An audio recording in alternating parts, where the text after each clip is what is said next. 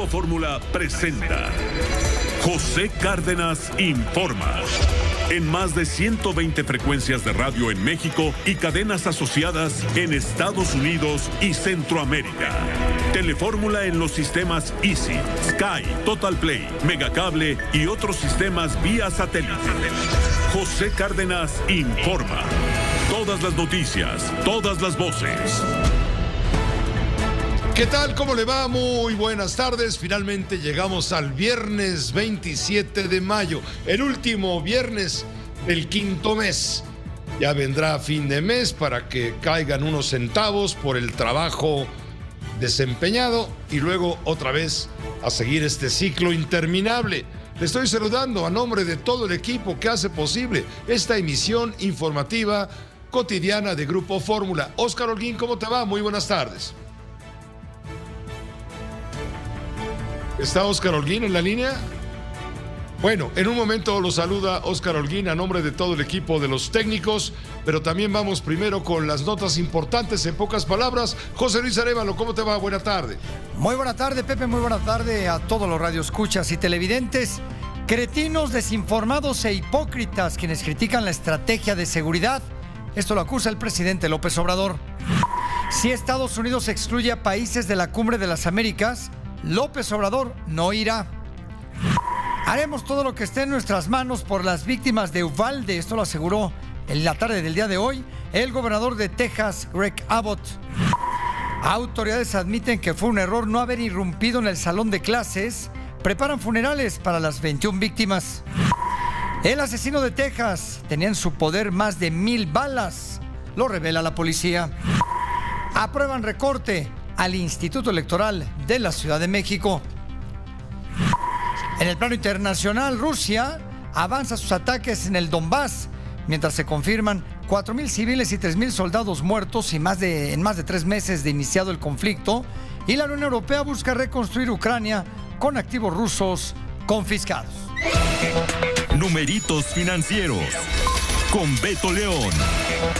Mejor imposible. El peso vale oro. Logra su mejor nivel frente al dólar desde marzo del 2020 y las 7 días de ganancias consecutivas. La apreciación de hoy es del 85%. Esto es 22 centavos ante la expectativa de que el Banco de México aplique la mayor alza de tasas de interés en la historia. El peso cierra jornada en 19,59 centavos por cada billete verde. La Bolsa Mexicana de Valores cierra jornada con moderada ganancia, apenas el 0,61%, impulsada por los significativos avances en Wall Street y otras plazas. Concluye sesión en 52,463.55 unidades y su tercera semana consecutiva en terreno positivo. Y la Comisión Reguladora de Energía multa a Iberdrola Energía Monterrey, filial de la empresa española, por vender energía eléctrica a terceros no considerados socios, como lo establece la Ley de Servicio Público de Energía Eléctrica. La multa es de más de 9,145 millones de pesos. Bueno, esos eran los números financieros de Beto León. Quiero informarle que hubo una riña entre pobladores de San Miguel Jaltocan, en el municipio de Nextlalpan, Estado de México, muy cerca de las instalaciones del Aeropuerto Internacional Felipe Ángeles. Un enfrentamiento entre pobladores, le repito, y elementos de la Policía Militar. Leopoldo Espejel, tú tienes esos datos. Adelante, por favor. Muy buena tarde. ¿Cómo estás, Pepe? Muy buenas tardes. Sí, prácticamente desde las 3:30 de la tarde comenzó este conflicto entre los habitantes de San Miguel Jaltocan en el municipio de Nextlalpan, Pepe, en la parte donde se construyó uno de los accesos al Aeropuerto Internacional Felipe Ángeles. Ellos, Pepe, pues están denunciando que el ejército mexicano pues ha ingresado a una escuela primaria, fue derribada por trabajadores que fueron contratados para la construcción de esta red aeroportuaria, precisamente, Pepe, donde se está construyendo una red de drenaje para el aeropuerto internacional. Los inconformes denunciaron, Pepe, pues que la Secretaría de la Defensa Nacional se está apropiando de terrenos que no entraron en las negociaciones para la construcción de este aeropuerto. Ello se registra, Pepe, en los límites de la barra perimetral del Aeropuerto Internacional Felipe Ángeles, junto a las vías del tren que habían sido bloqueadas por los campesinos desde hace casi un mes y que este mediodía, pues fueron desalojados por elementos de la Policía Militar y la Guardia Nacional. Los elementos aparentemente formaron una valla y comenzaron a avanzar contra ellos usando escudos y gases lacrimógenos para replegarlos. En tanto, Pepe, que los pobladores enfurecidos comenzaron a arrojarles piedras. Por esta razón también hicieron sonar las campanas que reunieron a cientos de habitantes, las campanas de la iglesia local que reunieron a cientos de habitantes y amagaron con realizar cierres de vialidades en protesta, Pepe. De hecho, los inconformes también prendieron fuego a las puertas del Palacio Municipal para exigir el apoyo de las autoridades locales. También quemaron llantas en la parte del acceso que da al circuito exterior mexiquense hacia el aeropuerto internacional Felipe Ángeles. Hay algunas personas, Pepe, que a través de las redes sociales pues han denunciado que fueron violentadas, golpeadas, arrastradas, incluso una señora por los elementos de la policía militar. Toda esta zona, Pepe, pues se encuentra ya en estos momentos bajo el resguardo de la Guardia Nacional y de la Policía Militar. Decirte, Pepe, que ellos han denunciado que pues desde que firmaron un convenio con la Secretaría de Desarrollo Agrario, Territorial y Urbano para la construcción de este aeropuerto, firmaron y pidieron algunas minutas. Indicaron, Pepe, que entre las peticiones que hicieron para poder permitir que se construyera esta terminal aérea es algunos acuerdos entre los que destacan la regularización de la posesión ancestral de sus tierras, la instalación de una red de abastecimiento de agua potable, así como la construcción de escuelas, un centro de salud y una plaza pública, lo cual, Pepe, pues no ha ocurrido, y hoy denuncian que se han apropiado ya de una escuela primaria. Pepe, este es el conflicto que se registra precisamente en esta zona que conflictúa al Aeropuerto Internacional Felipe Ángeles y al municipio de Nextlalpan, Pepe.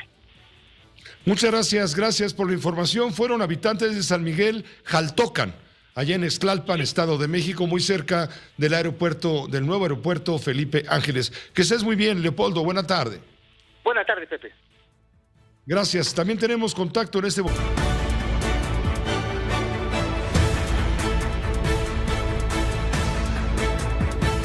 Admiten, me refiero a las autoridades de Texas, de la policía tejana, del Departamento de Seguridad de aquel estado vecino al norte nuestro, admiten que fue un error no haber intervenido con mayor eficacia, con rapidez, no haber entrado al salón de clases de la escuela primaria Robb, donde se dio la peor masacre, consecuencia de los tiroteos, la peor masacre en 10 años en la Unión Americana, solamente rebasada por aquella historia trágica de la primaria Sandy, del jardín de niños Sandy Hook. Las autoridades admiten que fue un error no haber entrado a clases. Incluso el gobernador del estado de Texas, Greg Abbott, está furioso, es la palabra, furioso, porque dice la policía hizo mal su trabajo. Pero por lo pronto, Stephen McCraw, director del Departamento de Seguridad Pública de Texas, ha reconocido este viernes en una rueda de prensa que la policía se equivocó en la respuesta a la matanza de la primaria de Uvalde. Viendo las cosas ahora, un momento, te entiendo, pero mira, pensando las cosas ahora de donde estoy sentado y ahora donde estoy ahora, claro que no fue la decisión correcta, fue la decisión incorrecta. No hay excusa alguna por lo que ocurrió, pero yo no estaba ahí. Pero no estoy diciendo que lo que sabemos, creemos que debieron haber entrado tan pronto como si fuera posible. Mira, cuando hay un pistolero activo, las reglas cambian. Ya no es ya no es un sujeto que está pertrechado. No hay tiempo que perder. Y le quiero decir también que Texas sí tiene capacitación cuando hay un pistolero activo y se certifica por eso. Y esta doctrina exige que los oficiales sean, y no importa la agencia, y no tiene que tener un líder en el sitio. Todos los oficiales se ponen ahí, se preparan y se averiguan dónde están disparándole y continúan disparando al sujeto hasta que este muera. Los familiares de las víctimas, de las 21 víctimas, 19 niños, 2 maestros, han cuestionado desde el principio, cuando ocurrió la matanza, han cuestionado la versión oficial calificada por el gobernador Abbott como una respuesta rápida. A 3 días de la masacre han iniciado ya los funerales de las víctimas, mismos que serán gratuitos para las familias. La ciudad de Uvalde ha informado que todos los servicios funerarios, los lugares de los cementerios y las lápidas han sido pagadas en su totalidad. Mañana estará el presidente Joe Biden con su esposa Jill, acompañando justamente a las víctimas de esta tragedia.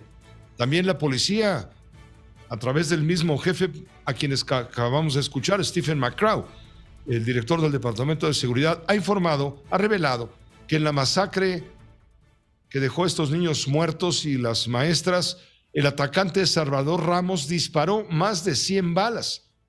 Esto lo dijo Stephen McCraw, de acuerdo con evidencias. El oficial aseguró que el atacante tenía, sin embargo, 1,000 balas más en su mochila, que esto pudo haber sido un verdadero infierno, que de las 1,000 balas disparó 100 balas.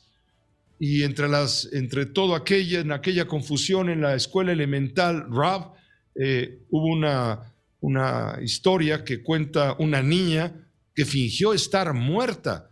Incluso se manchó con la sangre de una amiga que había caído a su lado para pasar por fallecida.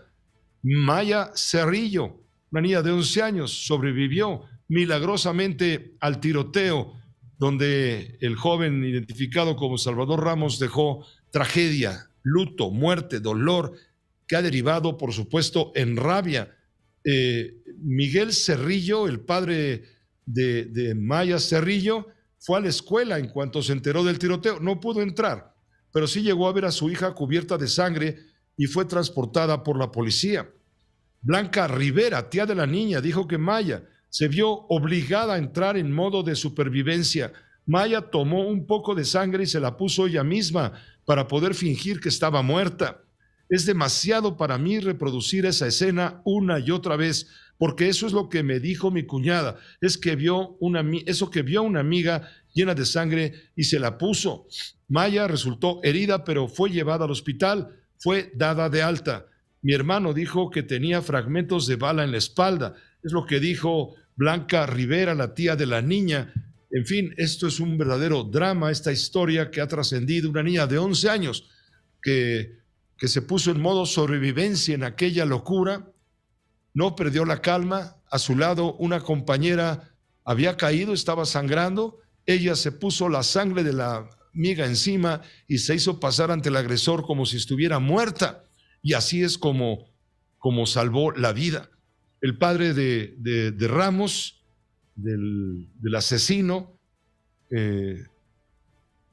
pues simplemente dijo en una entrevista que quiere que la gente sepa lo que siente.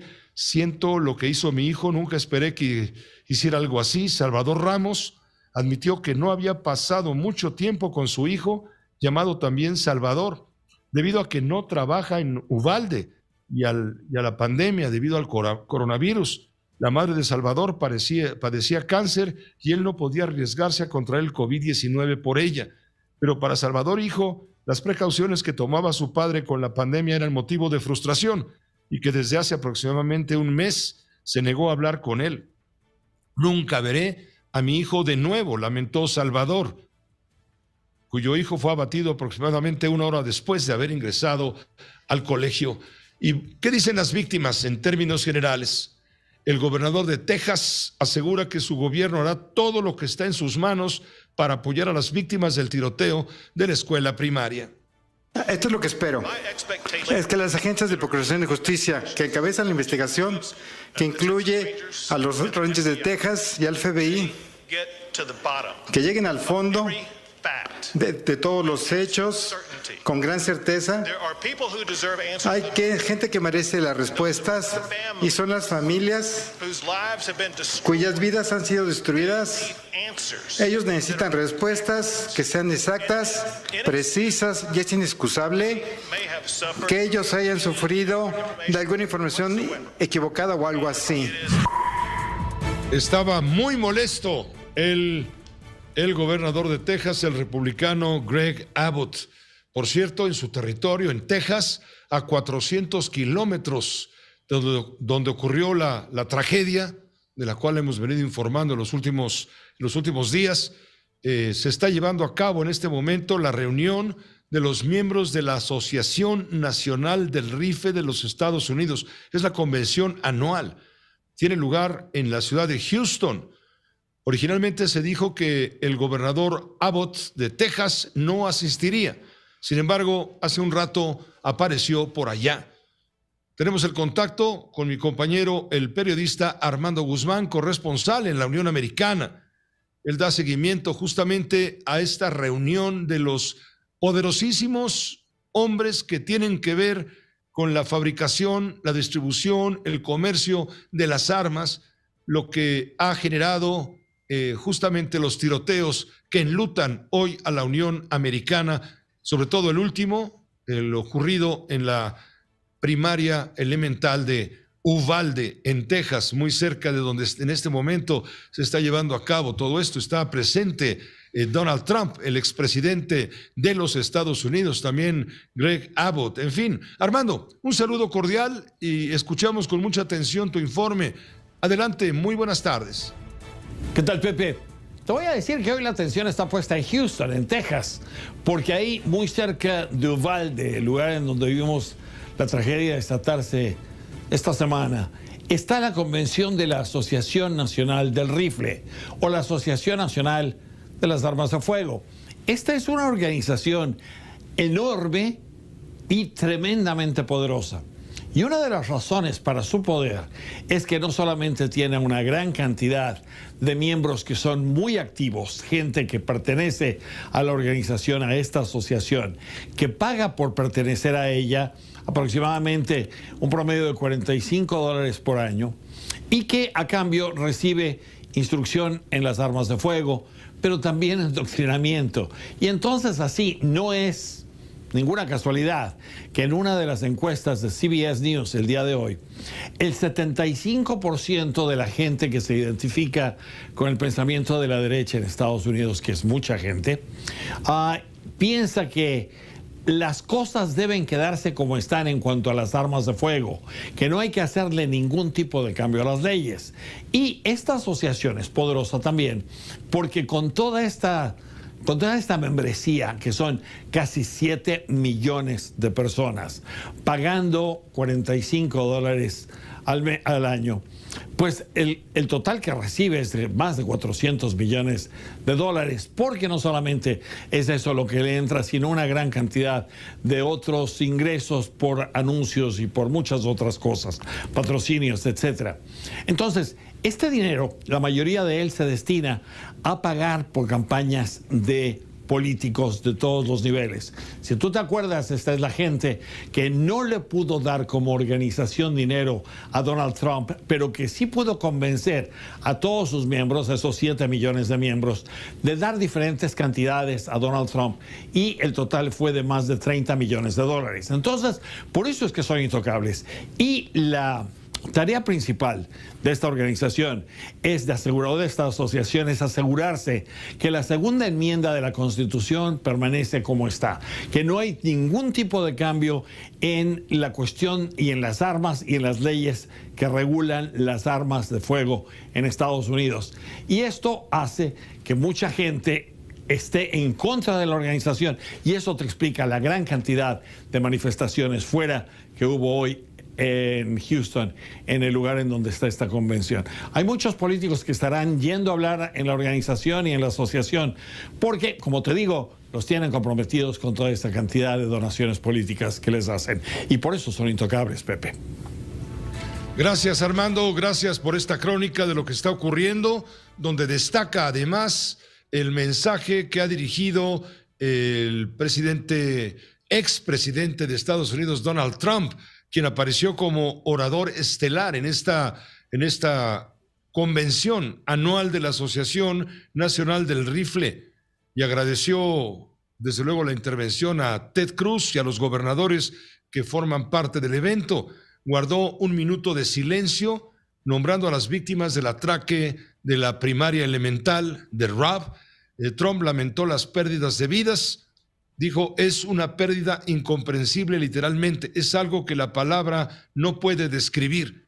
Trump propuso tener detectores de metales y guardias armados dentro de las escuelas para evitar que ocurran este tipo de incidentes. Acaparó la atención justamente el expresidente Trump, quien no oficialmente, pero está abiertamente en campaña para buscar que su partido, el republicano, el cual dicen los que saben tiene el propio Trump secuestrado, lo lleve nuevamente a encabezar los esfuerzos para regresar como inquilino de la Casa Blanca por otros 4 años. Y afuera de esta reunión de la Asociación Nacional del Rifle, de esta convención anual, afuera hay manifestantes en protesta justamente contra quienes fabrican y ponen al alcance con leyes muy elásticas la posibilidad de comerciar o de poseer armamento, como es el caso de Salvador Ramos, el joven de 18 años que al día siguiente de su cumpleaños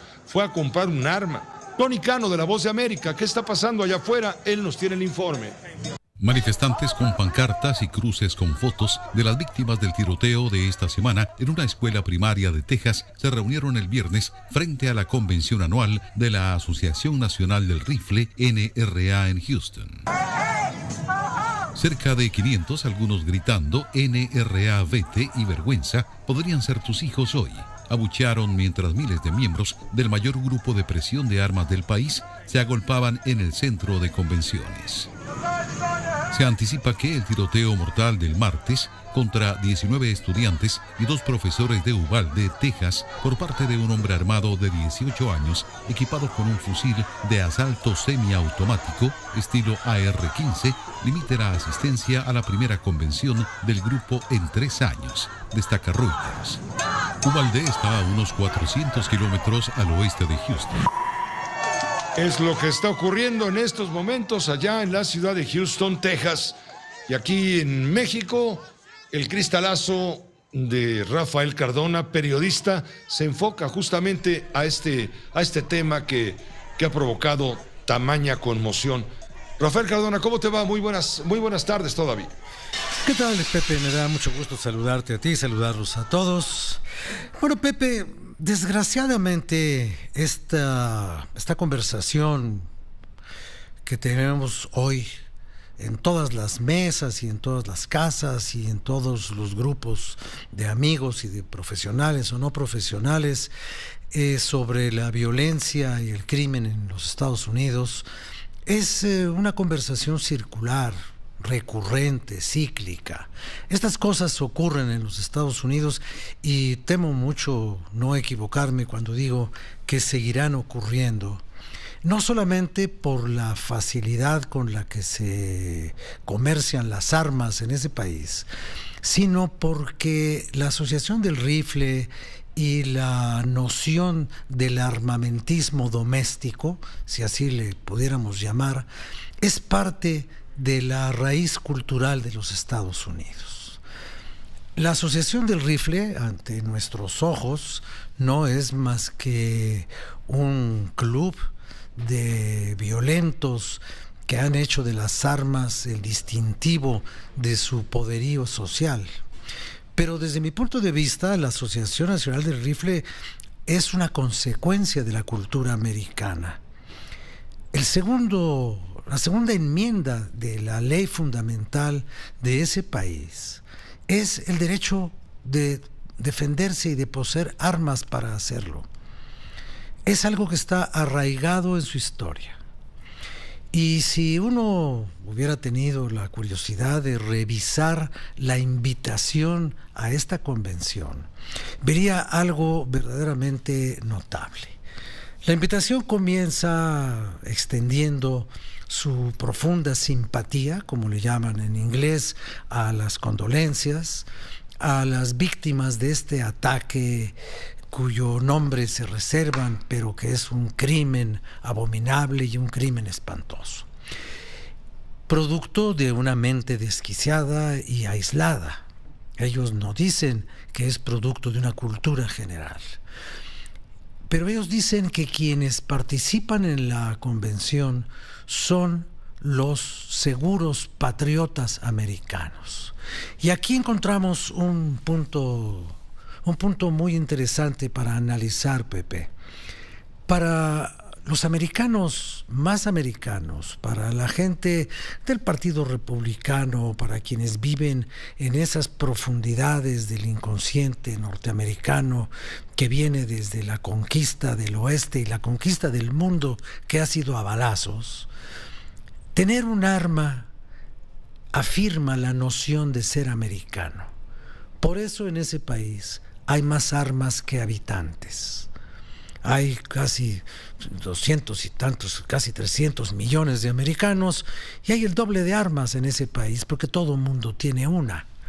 Yo estoy seguro que muchos de quienes estaban protestando afuera de la convención republicana de la Liga Armamentista de la Asociación Nacional del Rifle tienen un arma en su casa. Estoy seguro porque es parte de la vida americana.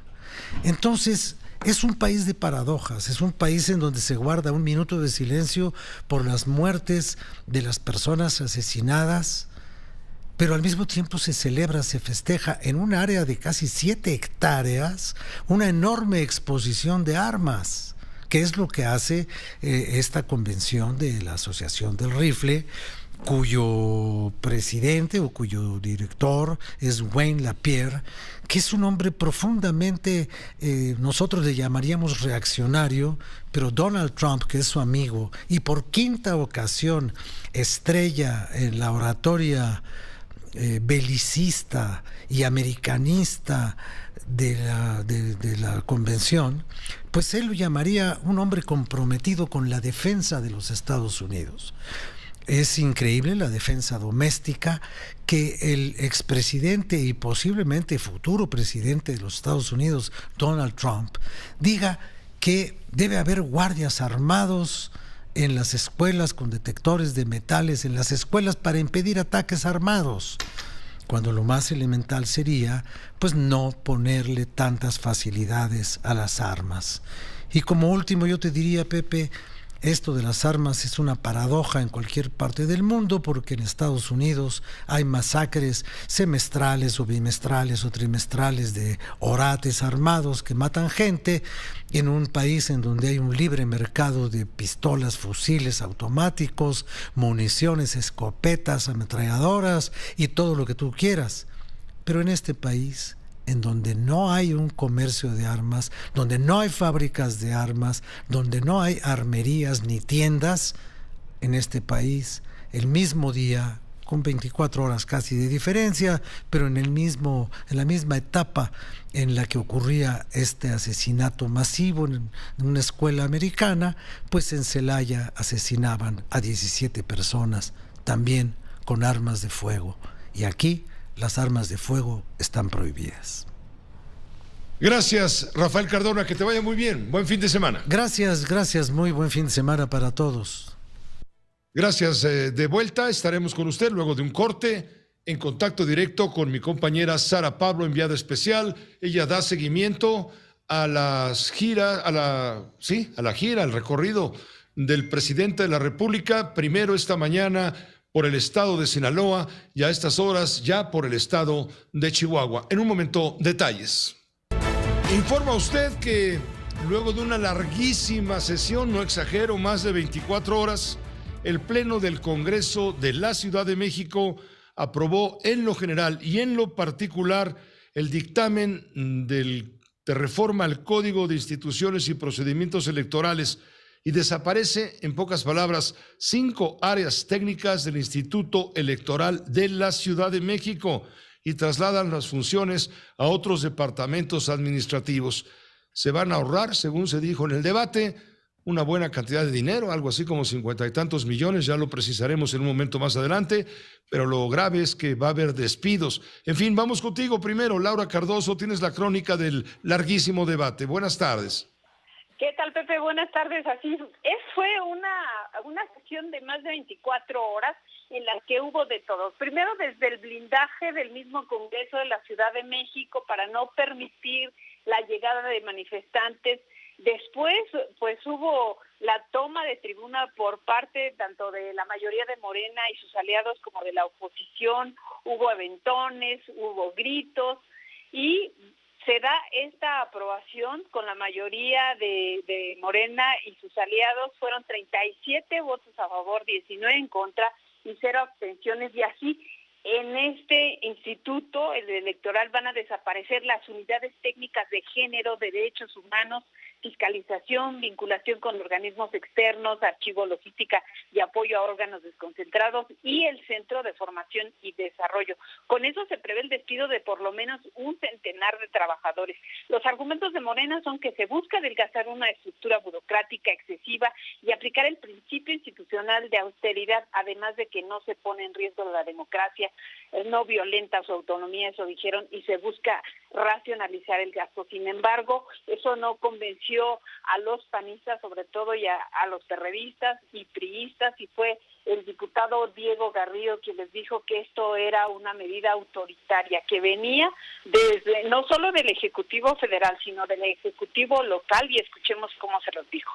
Desde la presidencia del Congreso se está dejando un precedente muy negativo que le cierra las puertas a un órgano autónomo, así como pretendieron cerrar la puerta incluso a los diputados de oposición enviando granaderos alrededor del Congreso.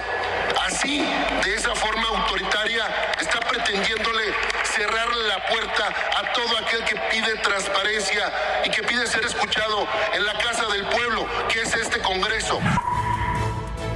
Pepe, y la respuesta de los panistas no esperó porque de inmediato presentaron una moción suspensiva. Fue justamente Aníbal Cañas quien presentó esta sesión suspensiva que pidió se leyera hoja por hoja. Fueron 465 hojas que los diputados de Morena tuvieron que leer y les llevó esto 10 horas. 10 horas de lectura, Pepe, de un catálogo de jurisprudencias que ellos dijeron solo era un copy-paste. Sin embargo, para los panistas era el argumento del por qué esta reforma simplemente, y sobre todo el dictamen presentado así tan rápidamente, tan súbitamente, pues simplemente era ilegal. Había los cuestionamientos del por qué insistían en disminuir el gasto y sobre todo el despido que va a llevar esto, y es justamente la diputada Ana Francis López quien les dijo que es la austeridad. Escuchemos.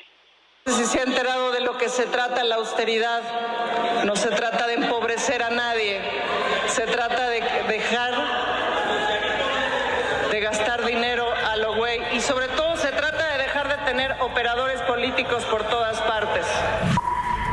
Ahí está el concepto de austeridad, Pepe. Para los diputados de Morena y los de oposición aseguraron que se trata de una iniciativa dictada desde la jefatura de gobierno, que es un experimento, Pepe, que quieren aplicar en todos los organismos electorales de los estados para ver cómo va a quedar a futuro el INE, que es lo que quieren hacer con este organismo nacional. Los diputados de Morena acusaron a los de oposición de caer en prácticas dilatorias porque aseguraron que poco les interesa la democracia y más aún la defensa de la perspectiva de género.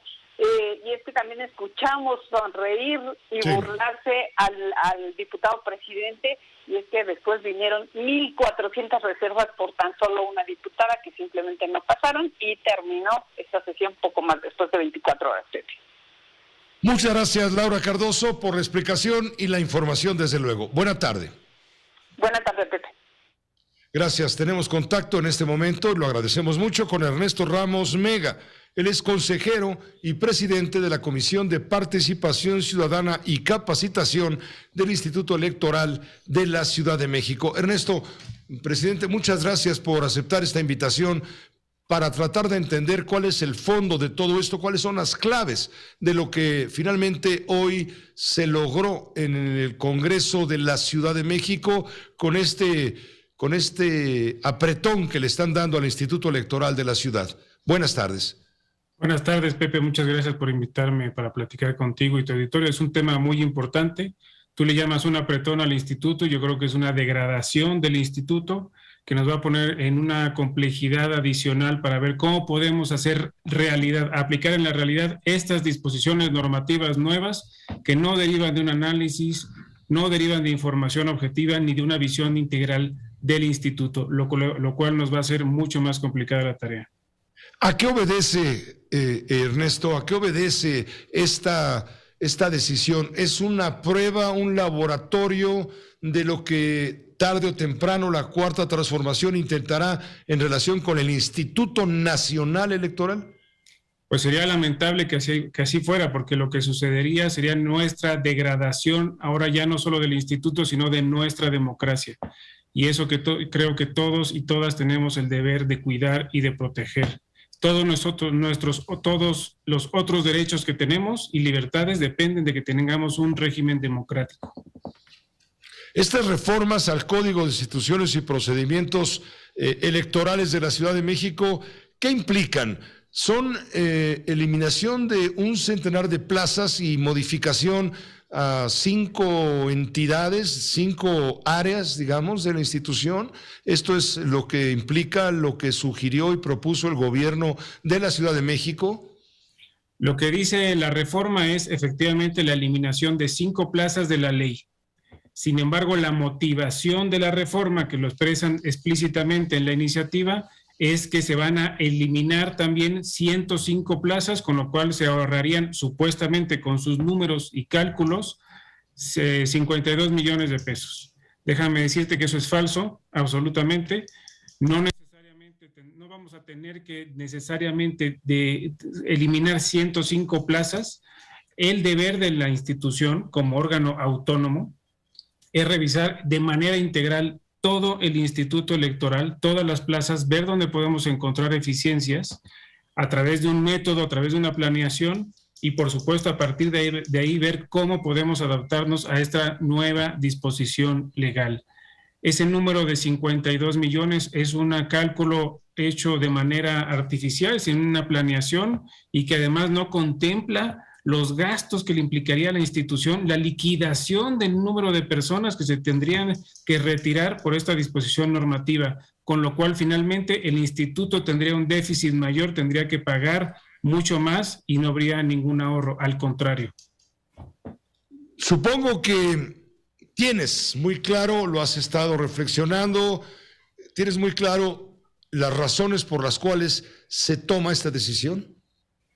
Lamentablemente no lo tengo claro. Explícitamente la iniciativa dice que es para hacer un uso eficiente de los recursos públicos y optimizar la estructura del instituto. Sin embargo, no hay ninguna lógica entre lo que propone la iniciativa y lo que finalmente eliminan de la ley o reforman en la ley. Por ejemplo, nos quitan 3 comisiones de consejerías. ¿Por qué? Si las comisiones no tienen ningún costo adicional, podemos tener 2 comisiones o 50 y van a costar lo mismo. Son grupos de trabajo, son tramos de control, son tareas de seguimiento que hacen los consejeros y las consejeras. Por otro lado, dicen que quieren hacer una institución eficiente, pero eliminan 5 áreas de tajo, sin un análisis ni siquiera sobre las consecuencias previsibles. Y lo que hacen efectivamente, las consecuencias es así que podemos prever, es que se van a ver afectados los derechos de migrantes, los derechos de mujeres que buscan paridad y evitar violencia política con razón de género y de minorías. Además que disminuye nuestra capacidad de fiscalización a organizaciones que quieran tener su registro como partido político local. Tú decías hace un momento, retomo tu argumento, esto degrada la democracia. Degrada primero a la institución y busca, yo creo, degradar a la democracia, pero está en nuestras manos permitirlo. Pues también lo veo como un ensayo para ir luego por los huesos del INE, ¿no? Pues ojalá que no sea cierto. Pues te agradezco mucho, Ernesto Ramos, que nos hayas tomado la llamada, que nos hayas tratado de explicar, o en términos que podamos entenderlo todos, los que no conocemos a fondo la institución, de cómo se está cortando ahí, se le está cortando cuerpo al Instituto Electoral de la Ciudad de México, limitando sus capacidades, sus funciones. Había que hacer un recorte, a lo mejor, pero no de esta manera. Digamos que sería la conclusión. Correcto. Nosotros estábamos ya dispuestos, incluso lo habíamos planeado desde el año pasado, a hacer una revisión de la estructura, porque eso nos ordena la ley. Nos ordena hacerlo con datos objetivos y buscando eficientar y modernizar a la institución. Sin embargo, no nos dejaron pasar por ese proceso, ni siquiera escucharon nuestros argumentos, ni argumentos de las organizaciones ciudadanas a través de un parlamento abierto, y decidieron cortar de tajo 5 áreas especializadas importantes para la institución. Te agradezco mucho, Ernesto, esta entrevista a través de Grupo Fórmula, desde luego. Muy buenas noches. Muy buenas noches, Pepe, muchas gracias. Gracias a ti. Hasta pronto. Es el presidente del Consejo Ciudadano de la Comisión de Participación Ciudadana y Capacitación del Instituto Electoral de la Ciudad de México, Ernesto Ramos Mega. ¿Qué dijo a todo esto Claudia Sheinbaum, la jefa de gobierno de la Ciudad de México? Desde luego agradeció a los diputados de su partido, de su movimiento, hablo de Morena, el que hayan aprobado en lo general y en lo particular esta reforma al Instituto Electoral de la Ciudad de México. Qué bueno que se aprobó en lo general y pues hicieron este proceso para que se perdiera el quórum en el Congreso. No fue así, se aprobó. Yo agradezco mucho a todos los diputados y diputadas que se han mantenido ahí y que tomaron la decisión de avanzar en la democracia en la ciudad. La ciudadanía está de acuerdo con nosotros. La democracia no tiene por qué estar asociada a cuotas de partidos políticos. La democracia la hacen los ciudadanos, la hace el pueblo. No la hace un sistema que fue ampliándose y ampliándose y ampliándose para poder distribuir cuotas. Mientras tanto, los legisladores de la Ciudad de México, de oposición a Morena, acusan al movimiento del presidente López Obrador de ser un verdugo de la democracia. Permítame una pausa, ya estaremos en línea con Sara Pablo para que nos informe lo que está ocurriendo en las visitas del presidente de la República a Sinaloa y Chihuahua. Todas las noticias, todas las voces. Tenemos la comunicación con mi compañera Sara Pablo. Intenso se puso hoy el presidente, primero en su gira por el estado de Sinaloa y apenas hace un rato en el estado de Chihuahua. Vamos por partes, Sara Pablo, infórmanos qué dijo por la mañana el presidente en relación con aquellos que criticamos su política de seguridad, la de abrazos y no balazos. Tengo entendido que llamó a sus adversarios, les llamó hipócritas, les llamó desinformados. En fin, ¿cuántas cosas dijo el presidente por la mañana y qué dijo de la cumbre de las Américas? Estamos muy atentos. Adelante, Sara. Claro que sí, Pepe, ¿cómo estás? Buenas tardes. Hoy el presidente Andrés Manuel López Obrador llamó cretinos, sobre todo a quienes dicen, critican esta estrategia de seguridad, pero el presidente concretamente se enfoca en lo que ha hecho el expresidente Felipe Calderón, y es que ante la insistencia en las preguntas esta mañana, el presidente dijo que Calderón declaró la guerra a la delincuencia sin una estrategia y dijo, nadie mencionó nada y tampoco nadie habla del caso de Genaro García Luna y su complicidad con el crimen, y así lo señaló. Los muy cretinos ahora, o desinformados, nos dicen, ¿y qué estás haciendo? ¿Por qué no resuelves el problema? Esa doble moral, esa hipocresía es lo que más molesta. Nosotros estamos enfrentando el problema, atendiendo las causas, que haya trabajo, que haya producción, que se atienda a los jóvenes, que no haya semilleros para que los jóvenes sean enganchados por la delincuencia. Y hemos ido avanzando. Y después el presidente López Obrador se fue en un helicóptero a Guadalupe y Calvo, Chihuahua, desde esta región de la sierra conocida como el Triángulo Dorado. ¿Por qué? Porque ahí convergen 3 estados del país, Sinaloa, Chihuahua y Durango, una zona de narcóticos. El presidente pidió que ya se deje de llamar así Triángulo Dorado y que entonces mejor se llame Triángulo de la Hermandad, porque se estigmatiza a los habitantes de esta región. Las elecciones, por eso no pasamos a ningún pueblo de Durango, porque está la veda electoral. Pero sí, el propósito es ayudar en toda esta región, que yo también coincido con Ariana, no me gusta, me molesta que le llamen el Triángulo Dorado. Y ojalá entre todos busquemos la forma de llamarle el triángulo de la gente buena y la gente trabajadora. El presidente de la República, a 2 años, prácticamente más de 2 años de que se liberó a Ovidio Guzmán, hijo de Joaquín El Chapo Guzmán, hoy fue cuestionado en la conferencia mañanera. De hecho, ya había prácticamente concluido cuando un reportero se levantó y le dijo: ¿qué ha pasado con aquellos elementos que estuvieron involucrados en este operativo fallido? Si continúan, si se les sancionó, si se les premió. El presidente recordó que él dio la orden para suspenderlo, para, dijo, evitar que fueran asesinadas personas inocentes, y comprometió que pronto habrá información. Hacemos el compromiso de informar sobre lo que estás planteando.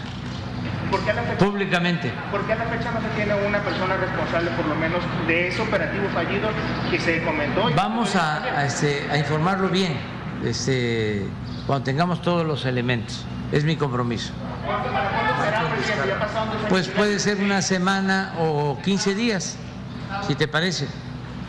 Marcos Vizcarra. No, solo que creo que debe haber un compromiso, como usted lo comenta, una semana, 15 días, pero que creo que es un asunto de dolo que tiene también la ciudad, se paralizó, fueron presas. Sí, es una información que ya hemos dado, en el sentido, sí, en el sentido de que se suspendió el operativo, y se suspendió porque no quisimos poner en riesgo la vida de mucha gente, y yo di la instrucción de que se detuviera el operativo porque lo que más me importa es la vida. Justo desde Culiacán, el presidente hoy también, ya en otro tema, pospuso su definición sobre si asistirá o no a la Cumbre de las Américas que se realizará en Los Ángeles, California. Dijo: si no se invita a todos los países, yo no voy, a pesar de que el coordinador de la cumbre declaró ya que no se invitará a Venezuela ni a Nicaragua. El Ejecutivo informó que esperará una respuesta formal de Estados Unidos a su planteamiento de que no se excluya a nadie para dar a conocer su postura. De hecho, informó que el tema no es sencillo, reconoció, pues hay presiones, dijo, y chantajes de grupos de intereses creados, pero expresó su confianza en que el presidente Joe Biden es una gente buena, dijo, no tiene endurecido el corazón y son tiempos de definición. Pues todavía estoy esperando que se giren las invitaciones a todos los países de América para que en efecto sea una cumbre de las Américas, que no se excluya a nadie. Ayer dijeron que Venezuela no estaría invitado, ni tampoco Nicaragua. Vamos a esperar que formalmente nos respondan y a partir de ahí vamos a tomar una decisión. No se trata de confrontarnos, el presidente Biden es una gente respetuosa. Y bueno, pues a propósito de esto, dijo que habló con el presidente de Argentina, Alberto Fernández, sobre esta necesidad de que no se excluya a nadie de esta cumbre, Pepe. Muchas gracias. Vaya que estuvo el día tiroteado informativamente hablando con el presidente, por supuesto, como protagonista principal. Que estés muy bien, Sara Pablo. ¿Cuándo regresan? El día de mañana el presidente, de hecho, estará de gira hasta el próximo domingo, pero ya con actividades privadas el domingo. Nosotros estaremos de vuelta mañana, Pepe. Bien, gracias, Sara Pablo. Buenas noches. Hasta luego, buenas noches. Gracias y buenas noches. Hoy hubo una multa a una empresa, la empresa española Iberdrola, por vender ilegalmente energía a quien no debe. José Luis Arévalo. La multa es de 9.145 millones de pesos a una subsidiaria de esta empresa española Iberdrola por considerar que violó un permiso de generación de energía eléctrica de autoabasto vendiéndola a sus socios. En una resolución, la CRE, la Comisión Reguladora de Energía, dijo que Iberdrola Energía Monterrey entregó la energía a sus socios a cambio de una contraprestación económica, lo que constituye una venta, lo que no se ha permitido bajo la figura de autoabasto por la que se le otorgó el permiso. La multa, dijo la CRE, puede aún ser impugnada. Con esto vamos a una pausa y volvemos. Usted tiene la última palabra. Tenemos un enlace con el periodista Carlos Marín. Hoy importa muchísimo, es viernes, pero importa muchísimo comentar que los demonios andan sueltos entre cretinos, hipócritas, desinformados, allá por las 1000 cumbres, en los triángulos de la hermandad, mientras los asesinos impunes pues resultan apapachados. Carlos Marín, de veras, ahora sí, en serio, lo digo en serio, andan muy sueltos los diablos. Andan demasiado sueltos, tanto que mira esto de cambiarle el nombre al popular Triángulo Triángulo Dorado, pues me remite al cambio de nombre, fíjate qué estulticia, del Jardín de la Noche Triste, con esto que le impusieron, le dicen Plaza de la Resistencia. Pues ¿cuál resistencia? Sí se consumó la conquista, hombre, ¿para qué le damos vueltas? Y la resistencia no deja de ser conmovedora porque no ha servido de gran cosa. El asunto es que yo te hablo desde Carajolandia, Pepe. Sí, claro. Eso ya queda cerca del Triángulo de la Hermandad. Ándale, muy cerca ahí de la canastilla donde Rodrigo de Triana gritó tierra a la vista. Y pues ahora también somos cretinos quienes pensamos que acumulando estos 3 años y medio de la 4T, 1/3 de las desapariciones desde hace pues un titipuchal de años, mucho más de las de todos los sexenios, de todo el sexenio de Calderón o de Peña Nieto, y acumulando el mayor número de muertos que se registra, el presidente diga que somos cretinos quienes pensamos que su política de abrazos no balazos está equivocada, y recuerda que pues dice que está para cuidar a las Fuerzas Armadas y a los delincuentes. No, a los delincuentes los deben cuidar los custodios de las prisiones, si el gobierno hiciera su tarea. Pero, pues ya que decir de esto, el presidente anda, como dice, como de pronto ha dicho que andan sus opositores, anda nervioso, Pepe. Y anda nervioso porque se le ha descompuesto mucho este reto al imperialismo yanqui de invitar a quienes el presidente López Obrador, no siendo el anfitrión, quiere que el anfitrión gringo invite. Pero fíjate la imposibilidad de que se arrodille el gobierno de Estados Unidos ante López Obrador. Si lo complace, en el momento en que Daniel Ortega o Nicolás Maduro pisen territorio estadounidense, pues se toparán con el sheriff del condado de Los Ángeles para cumplimentar, así se dice, las órdenes de aprehensión que tienen por estar acusados de delitos muy importantes allá, que incluye narcotráfico y cosas así. Entonces el presidente quedaría muy mal, porque parecería que por complacerlo pues habría puesto en riesgo cuando menos la libertad de ese par de sátrapas. Que por otra parte, pues ya qué caso tiene que los inviten si ya dijeron que no van a ir. Y el estulto, el menso de Nicolás Maduro dice que de ir a Estados Unidos, pues prefiere ir a Nueva York a un concurso de salsa. Imagínate nada más el que si pisa territorio gringo debe ir a la cárcel o va a ir a la cárcel, quiere antes echarse un palomazo allá en alguna discoteca. Bueno, se ha descompuesto esto que parecía que sí, que no, que pudiera el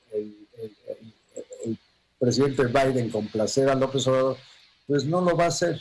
Y lo más seguro es que el presidente no vaya, pero la gran paradoja es que de salirse con la suya el presidente, a dos de sus, pues, quizás amigos, que son los dictadores Daniel Ortega y Maduro, los meterían a la cárcel. Imagínate nada más qué predicamento. Qué bueno que no se dobló el poderosísimo imperialismo yanqui, y por lo que tiene que ver con el tiranuelo de Cuba, pues ya también dice que en caso de que le inviten él no irá. Pues ya qué caso tiene insistir, Pepe. Le salió mal al presidente, pudo ser el gran provocador de algo muy importante, pero pues el gigante no se hincó. Muchas gracias, Carlos. Gracias como siempre. Buenas noches. Gracias a ti, Pepe, y buenas noches. Igualmente, que estés bien. Es Carlos Marín y los demonios que andan sueltos. También anda muy suelto Alejandro Moreno Cárdenas. Bueno, más que Moreno Cárdenas, anda muy suelta la gobernadora del estado de Campeche, su sucesora de Morena, acusándolo ante la Fiscalía General de la República. Vamos a hablar de todo esto con Jesús Silva Herzog Márquez, profesor de la Escuela de Gobierno del TEC de Monterrey, si nos acompaña después de una pausa muy breve.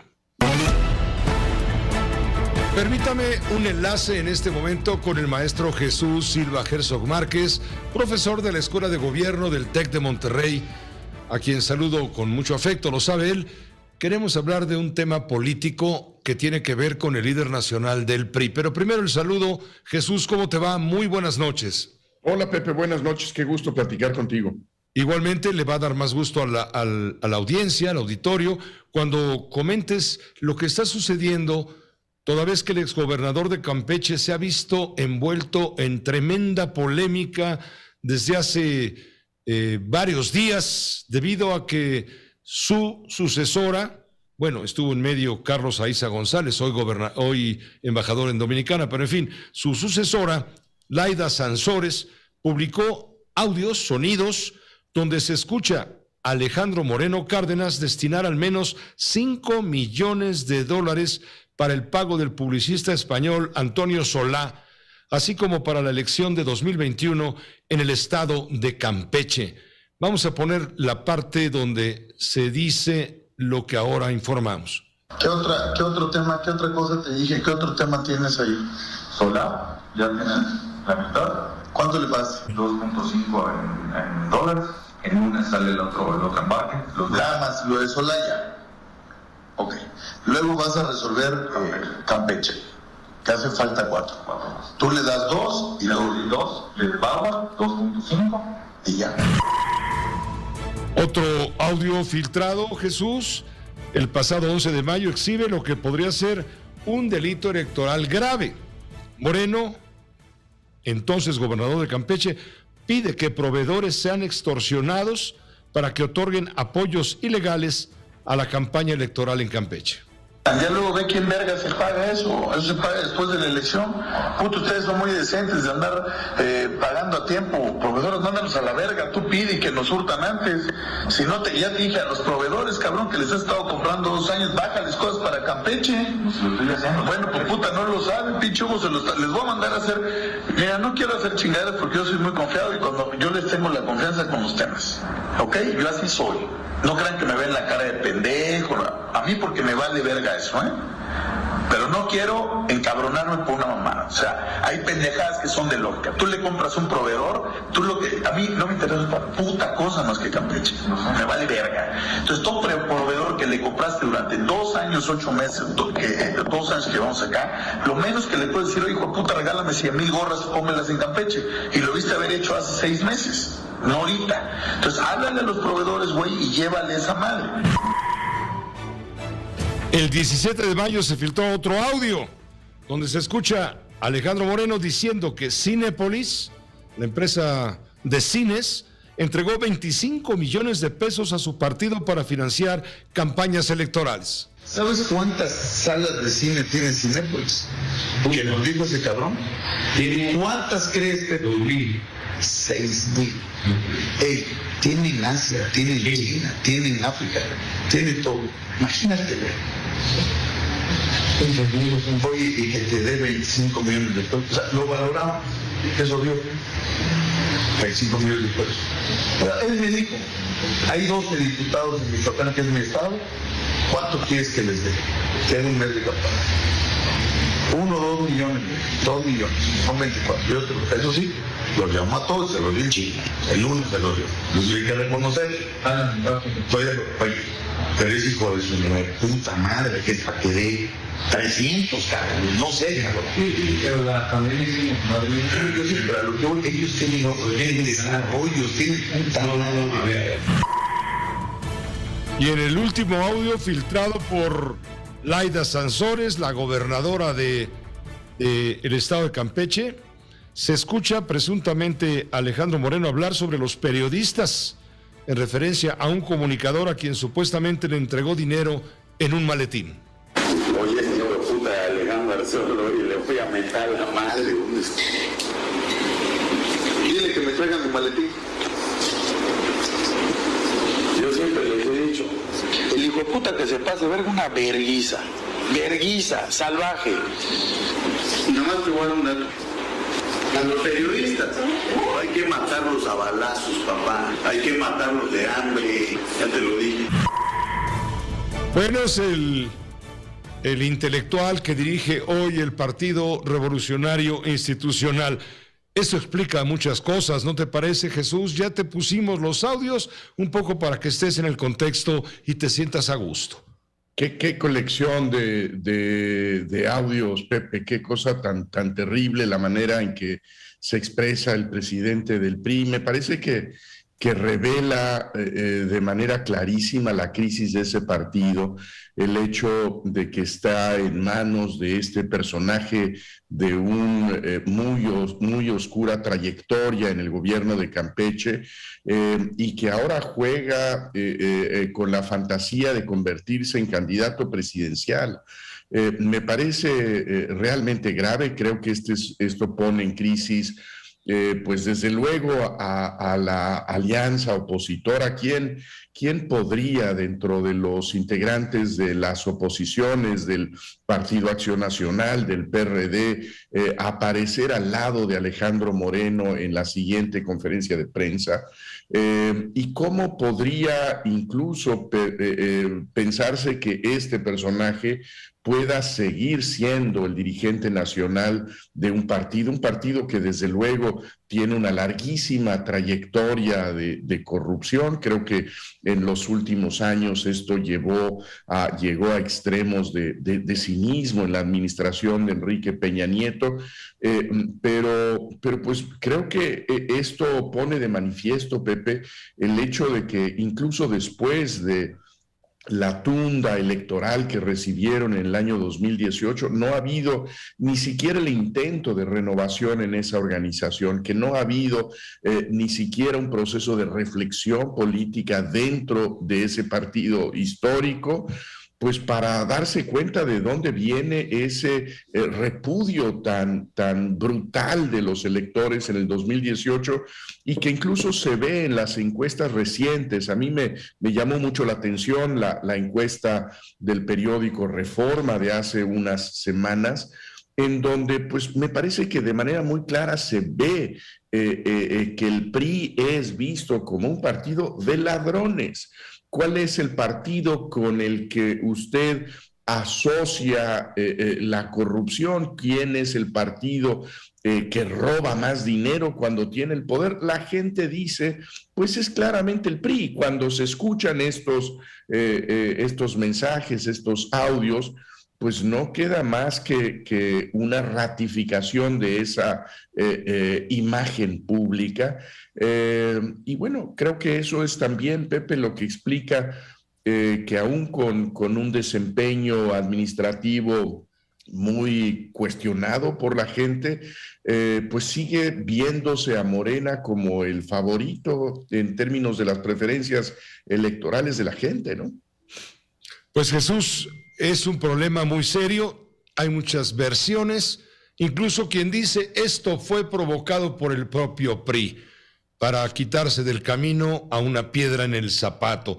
Otros No, esto es la intención de López Obrador, utilizando a su leal Laida Sansores para dinamitar la alianza opositora a Morena, que va a poner en aprietos seguramente a la 4T, bueno, al movimiento que encabeza el presidente, en estados como Aguascalientes y Durango, donde todavía en Durango está muy apretada, muy justa el tema de las preferencias electorales. Me refiero a la elección que habrá el 5 de junio en 6 estados de la República. Morena, pues va muy bien en 4 estados, seguro va a ganar. Tamaulipas, Oaxaca, en fin, son 4 estados, pero hay 2 estados, Aguascalientes y Durango, donde la situación es Aguascalientes muy a favor del PAN y de la alianza con una expriista, y Durango pues algo parecido. Yo creo que también esto es un momento que viene a fortalecer la estrategia electoral para convencer a los votantes de no votar justamente por los aliados donde se incorpora este personaje, Alejandro Moreno Cárdenas. Sí, yo creo que es momento de recapacitar por parte de los integrantes, de los líderes de la alianza opositora. Las cosas no están funcionando bien y creo que sí es indispensable dar un golpe de timón, porque si quieren ser una opción competitiva, deben hacer algo distinto a lo que han estado haciendo estos 3 años. Muchas gracias, Jesús. Gusto saludarte y hasta la siguiente. Un abrazo. Igualmente fuerte, también para ti, por supuesto. ¿Qué pasa con la viruela del mono? Pues ya llegó al continente americano, José Luis. Efectivamente, fue detectado el primer caso de viruela del mono, esto en Argentina. La viruela del mono y el primer caso confirmado en la República Argentina. Hay otro sospechoso que se está analizando. En el caso de aquella persona que se confirmó contrajo el virus de la viruela del mono, según el Ministerio de Salud de la Nación, se confirmó que se trata precisamente de esa patología. Según informó el PCR realizado días atrás, el paciente sospechado de tener la enfermedad dio positivo. Se trata de un hombre de 40 años que había viajado a España y que regresó a la Argentina el 16 de mayo pasado. Mientras tanto, en el Instituto Malbrán, donde se realizó la toma de muestras para diagnóstico etiológico, explicaron que el caso está confirmado por PCR, pero que falta el resultado de secuenciación para poder determinar de qué tipo de variante o cepa es esa muestra en particular. Pendientes entonces de la llegada de esta viruela del mono al continente americano. Vamos a una pausa. Al regresar, todas las noticias y todas las voces. Tenemos comunicación en este momento con Omar Hernández. A Zacatecas dejan cuerpos en la entrada de Río Frío, precisamente en aquel estado. Omar, buenas noches. Gracias, Pepe. Una noche después de una semana en la que se habían tenido la ausencia de estos hechos delictivos, de nueva cuenta hoy allá en Calera, en Víctor Rosales, en esta comunidad de Río Frío dejan a 4 personas maniatadas, torturadas, y todavía se desconoce su identidad. Hoy el gobernador de Zacatecas visitó Palmas Altas, una de las comunidades también allá en Jerez, afectadas por la violencia, y pues bueno, contrastes. En una parte se recupera y en otra parte existen estas masacres. Pepe, el reporte.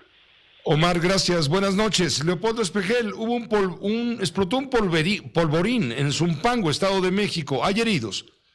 Así es, Pepe, hay 6 personas lesionadas. Lamentablemente un hombre de 42 años de edad murió. Los lesionados son 2 mujeres de 21 y 26 años, una menor de 11 años, además de 2 adultos varones de 27 y 52 años y un niño de 9 años de edad, quienes fueron trasladados a hospitales de la zona. Esta tragedia ocurrió alrededor de las 2 de la tarde en San Pedro de la Laguna, muy cerca de la laguna de Zumpango, en este municipio mexiquense. Pepe, el reporte, Pepe.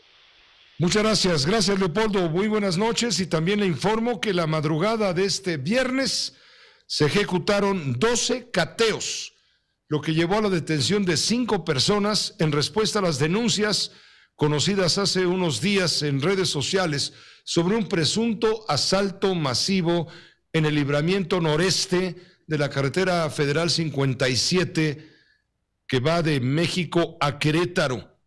A través de un comunicado, la Fiscalía de Justicia del Estado dijo que la madrugada se ejecutaron estos cateos en las comunidades de La Solana y Buenavista, en la delegación Santa Rosa Jáuregui, municipio de Querétaro. En relación con estos hechos, fueron operativos con apoyo de la Policía Estatal y Municipal de Querétaro. Se detuvo a 5 personas que fueron trasladadas ante la autoridad. Hay adolescentes dentro de las personas detenidas. Originalmente se había difundido que habían asaltado a 300 vehículos. No, esto lo aclaró la Fiscalía. Fueron algunos robos, 3 o 4, aprovechando el congestionamiento vial. Sin embargo, de los 4 o 5 hechos, solamente hubo una denuncia formal. Es lo que está aclarando la Fiscalía de Justicia del Estado de Querétaro. Pausa, volvemos. Y al cierre informativo, José Luis, ¿qué más tenemos? De 3 meses de iniciado el conflicto, se confirman ya 4,000 civiles y al menos 3,000 soldados ucranianos muertos allá en la invasión de Rusia. Esto según el portal de noticias ucraniano de Kiev Independent y difundidos por la Fiscalía ucraniana. Los bombardeos rusos de diversa índole que han asoltado al país también mataron ya a 234 niños, en tanto que más de 6.7 millones de personas huyeron de Ucrania desde que Rusia comenzó su invasión el 24 de febrero. Según el alto comisionado de la ONU para los refugiados, detectó también más de 2.1 millones de retornos a territorio ucraniano. Y hoy viernes, la ofensiva rusa se concentra en la región del Donbass, esto en el este ucraniano.